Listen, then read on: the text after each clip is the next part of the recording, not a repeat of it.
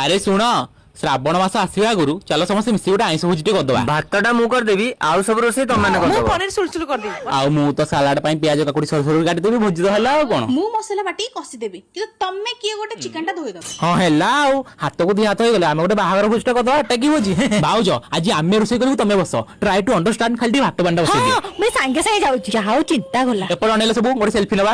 ଦେଖିଲ ଏଇ ଛୋଟିଆ କଡେଇରେ ଚିକେନ କରିଦେଲେ ହବନି? ଏଟା କି କଡେଇ, ଗୋଟେ ବଡ କଡେଇଟା ଆଣୁନ, ଆମେ ତ ବାସନ ମାଜିବୁ। ସମସ୍ତେ କହିଲେ କଣ ମିଶିକି କରିଦେବା ବୋଲି, କାହିଁ ତ କେହି ଆସୁନାହାନ୍ତି। ହେରେ ସବୁରେ ଆସିଲାଣି ଏ ଢିଙ୍କିଚିକା ଢିଙ୍କିଚିକା ଢିଙ୍କିଚିକା ଢିଙ୍କିଚିକା। ଭାଉଜ ତମେ ନାଚିବ କଣ? ଚିକେନଟା ପଡିଯିବ, ଯାଅ କଷିବ ଯାଅ।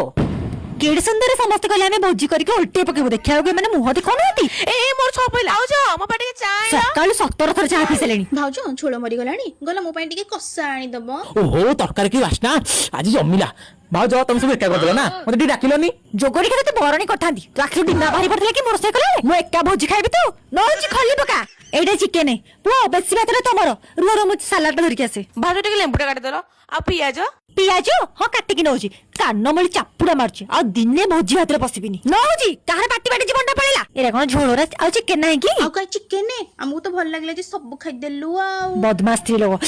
ଭାତ ଆଲୋ ଭାଉଜ ଝୋଳଟା କି ଟେଷ୍ଟ। ଆଉ ଥରକୁ ମଟନ ଭୋଜିଟେ କରିବା। ହଁ ହଁ ନିହାତି କରିବା ନା। ବାବୁ ଘର ଲୋକ ପେଟେ ଖାଇଦେଲେ, ଗଲେ ମୁଁ ଏସି ଲଗାଇ ଶୋଇପଇଲି। ରୋଷେଇ ଘର କେମିତି ପଡିଚିଲ ମା। ବାସନ ମାଜି ମାଜି ତ ମୋ ବ୍ଲଡ ପ୍ରେସର ବାହାରିବ ଆଉ।